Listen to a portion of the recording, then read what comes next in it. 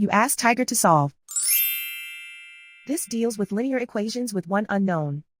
The final result is x equals 80000 over 561. Let's solve it step by step. Isolate the x.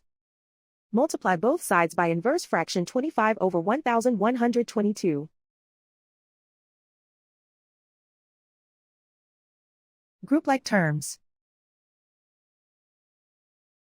Multiply the coefficients. Simplify the fraction.